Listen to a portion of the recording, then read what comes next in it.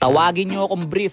Kasi isa akong adjustable. Tama, no more explain pare. Kukunin natin kung anong ibibigay sa atin ni Monton at Jungle. Shit, di pa naman ako nagko-core. Akala ko kasi Rome ibibigay sa akin eh. Pero walang problema, lalaroin natin yan. So kailangan natin ng core na merong CC immune para kay Christian, hindi mababurst ni Saber, walang attack speed para hindi ma-counter ni Beleric, hindi rin nagre-rely sa dash para hindi ma-counter ni Minsittar, at kayang abutin ang Granger. Ang hirap mag-isip ng hero. Pero dahil limitado lang ang oras, si Alice ang una kong naisip. May CC immune para makalapit dito kay Christian. Hindi mababurst ni Saber, hindi maka-counter ni Beleric at ni Minsittar, at higit sa lahat kayang abutin dito si Granger. Ha!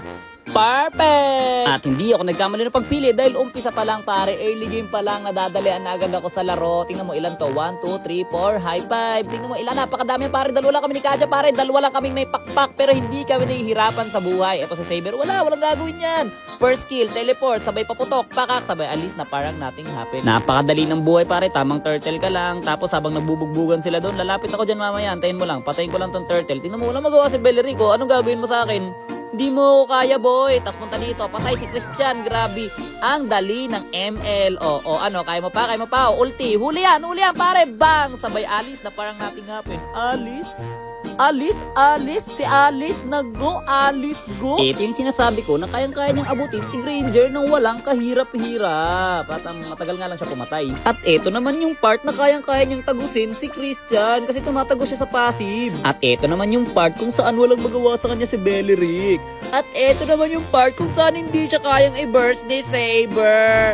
At ito naman yung part kung saan nag-recon ako. At ito naman yung part kung saan nag-lord ako. At ito naman yung part kung saan pinitas ko si Saber at wala siyang magawa sa akin, hindi siya makapanglaban. At ito naman yung part na hindi nila ako mapitas kahit may Minsittar na kasi sobrang kunat ko, at kung makikita nyo, nakakancel yung ulti ko. Bakit ganon? CC immune yan ah.